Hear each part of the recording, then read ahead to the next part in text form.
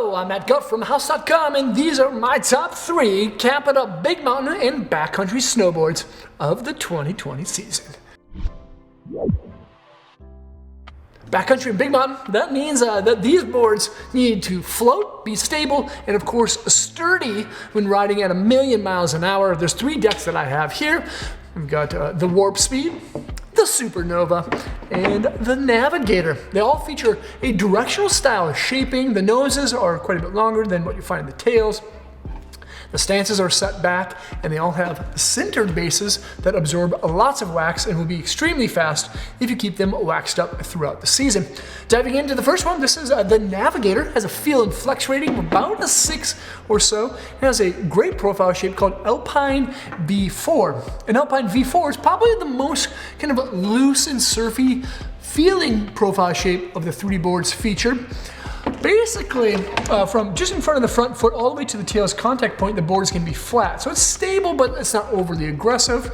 And it does have a good amount of reverse camber on the nose to keep your nose afloat in really deep snow conditions. The cool part about the Navigator, has a very nice style tapered tail, meaning that the nose, shoulders, and width are going to be a little bit wider than this back end. The nose is going to float better than this back end too. And then along with that is going to be carbon fiber beams. And the carbon fiber beams going to have a unique layup within the Navigator because they start in the middle of the board and run parallel to the edge all the way through the upturn outside of the very tips. There's 2 strands of 20 millimeter wide carbon stringers, basically from right there to right there, right down the middle. The cool thing about that is that it makes the nose sturdy. It doesn't make it wobbly because the nose is quite a bit longer, again, than what you find in the tail.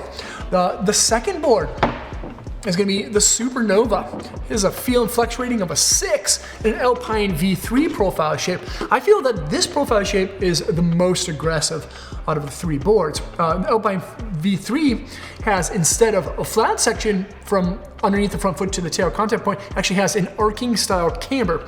And that arcing camber is extremely fast edge to edge, has a lot of really good ollie power and stability while it's on an edge. And then outside that front insert pack is a gradual sweeping style nose. Cool part about the Supernova though is that the nose and the tail widths are the exact same, but you know, the stance is set back.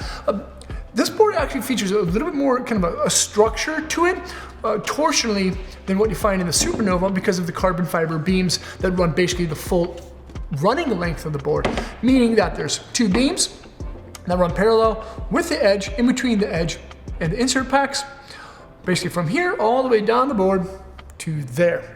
And then lastly, it has a progressive side cut radius. A side cut radius meaning that it has a larger side cut on the nose and a tighter one on the tail, so it accelerates down the hill.